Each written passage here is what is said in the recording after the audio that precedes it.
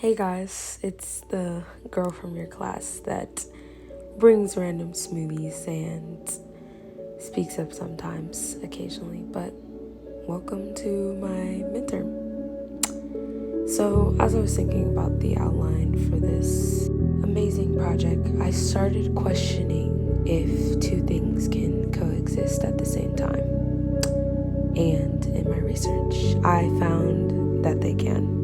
Now, a lot of us probably know this and we see it obvious, but sometimes when it comes to prioritizing ourselves, we think saying no is being disrespectful.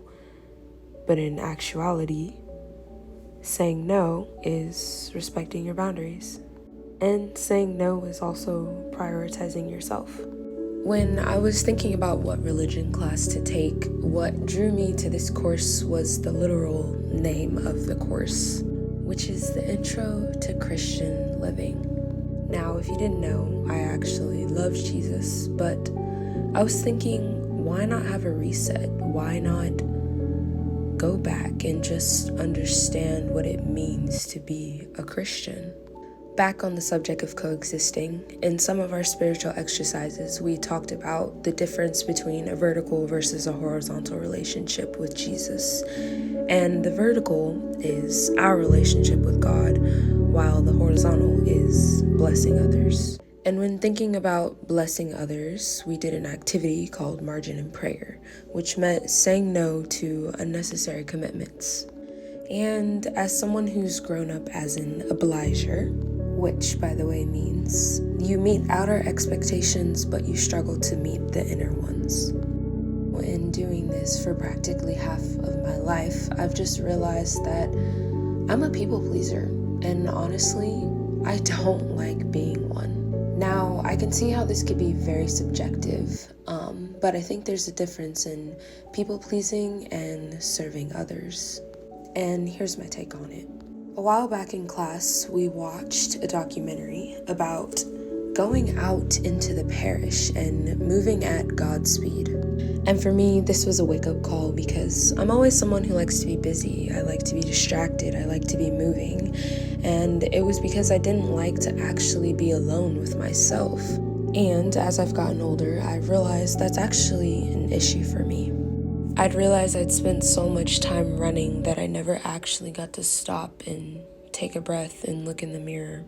That even though I was serving so many people, I still didn't know how to serve myself. I'm gonna read you a quote from Abbas Child that was my favorite. It says, "Silent solitude makes true speech possible and personal. If I am not in touch with my own belovedness, then I cannot touch the sacredness of others. If I am estranged from myself, I am likewise a stranger to others. Experience has taught me that I connect best with others when I connect with the core of myself. When I allow God to liberate me from unhealthy dependence on people, I listen more intently, love more unselfishly, and am more compassionate and playful. I take myself less seriously, become aware that the breath of the Father is on my face, and that my countenance is bright with laughter in the midst of an adventure I thoroughly enjoy." We've learned that 90% of love is patience, and one of the things God commands us to do is be patient. And so it's been a long time coming, but I've had to grow to love myself and also allow God to love me. In this class, we've learned that becoming known is a mutual thing. It's giving and receiving, and it means not holding back one thing and telling another. And so I've had to do some reflection in making sure that I'm not just taking from God, but that I'm surrendering everything to Him. With that, I think that a lot of things can coexist. While I was once an obliger, I'm now an upholder. I try to avoid making mistakes or let people down, and I want to know what's expected of me. I want to meet expectations and have some type of drive, passion, or goal, but I also want to take care of me. And when you really think about it, all that is having balance.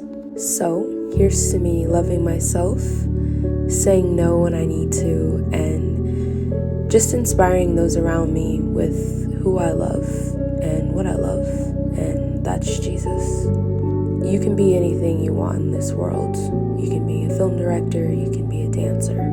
You can just love what you do. To conclude, there's a lot of things to know about the Christian life, but the main thing that I've found is that you have to do the inner work for your outer light to shine. I'm doing it for the little girl with the big smile, the one who is involved in everything, the one who loves to laugh. I'm doing it for the girl that's organized, but it also has a messy room.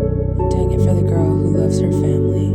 I'm doing it for the girl that knows her friends are in need of a savior. But most importantly, I'm just doing it for the girl who's doing it for God. So cheers to being anything that we want to be, and knowing that because we are God's children, we aren't limited to anything.